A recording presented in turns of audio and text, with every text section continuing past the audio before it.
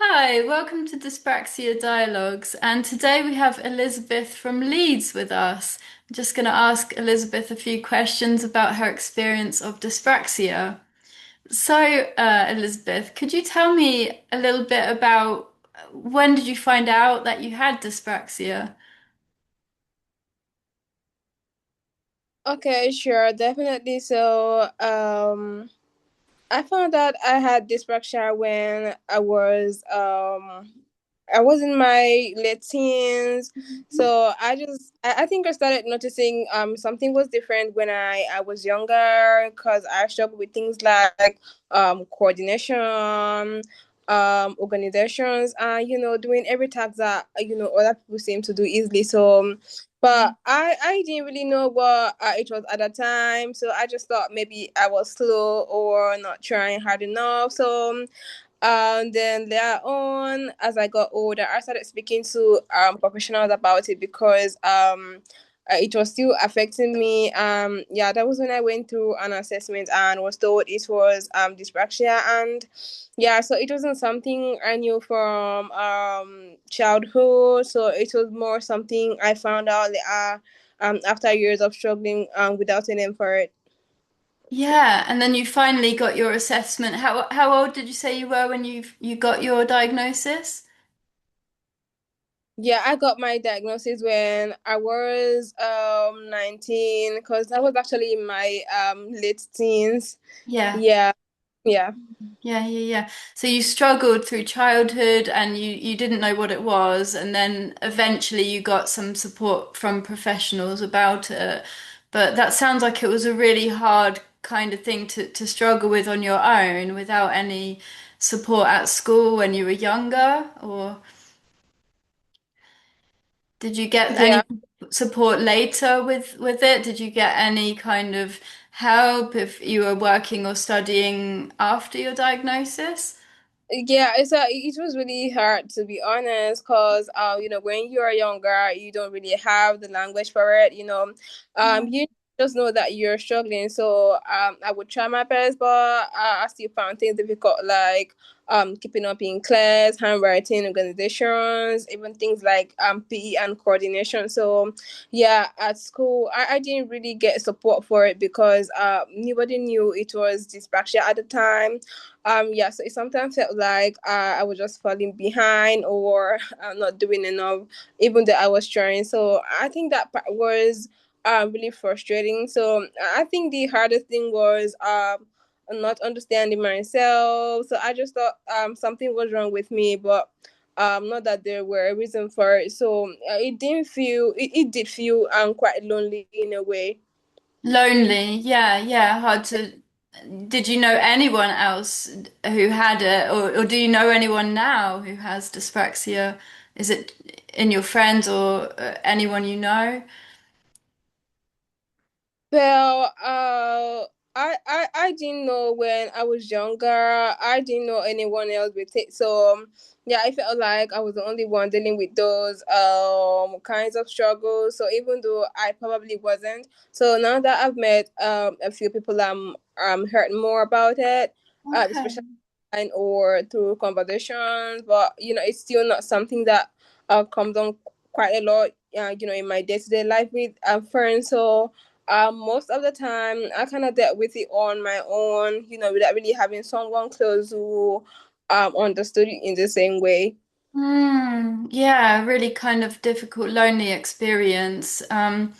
Thank you for sharing about that. In your area in Leeds, do you know, so is there any more awareness now or any more provision for people? I don't know, if they wanted to get a diagnosis now, do you think it would be different than it was when you were at school?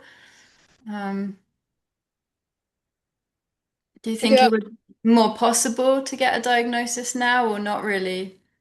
yeah. Honestly, I think it's a bit better now than when I was younger, but there's still a long way to go. So, when I was in school, there wasn't really awareness of dyspraxia at all. So yeah, I didn't get any support for it. So I was just seen as someone who struggled with certain things. So, Yeah. now I do think people talk about it a bit more, and there's more awareness around neurodiversity in general, especially online. So yeah, I think if someone was going through it now, they might at least hear the word, Yeah. earlier than I did. So, but in terms of actual support, I'm not fully sure it's easy everywhere. So yeah, I think it's still depends a lot on where you are and what school or services you have access to. So Yeah, yeah, yeah.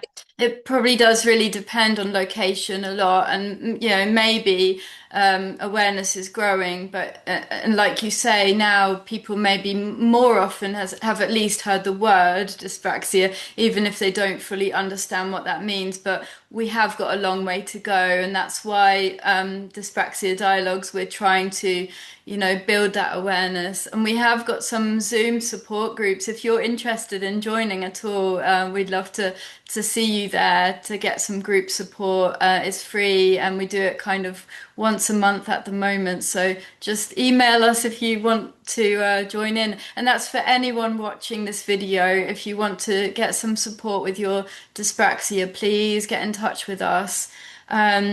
So next question is, do you see any strengths or positive things about yourself that are a result of having dyspraxia?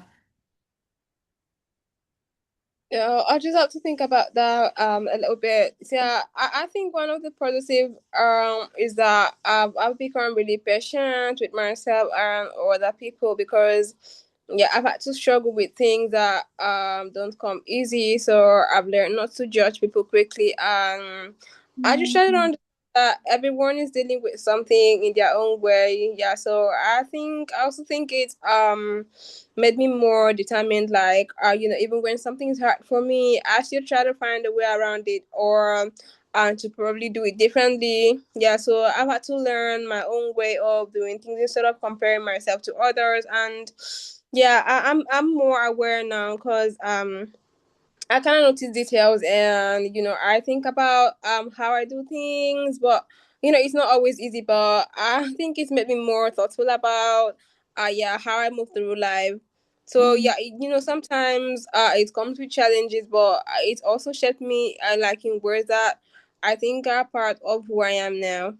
Yeah. So it's been challenging, but it has shaped you into the person that you are. And you mentioned things like patience and not judging other people because you know that other people go through their own struggles as well. And yeah, it sounds like it's been a really difficult journey, but there has been a lot of growth and some positives as well. Yeah. Thank you so much, Elizabeth. Just one final question. I'd like to ask you, what would you like the whole world to know about dyspraxia that they might not, if people really don't know much about it, what do you think is really important that people know about it? If there's one thing you could tell people about it.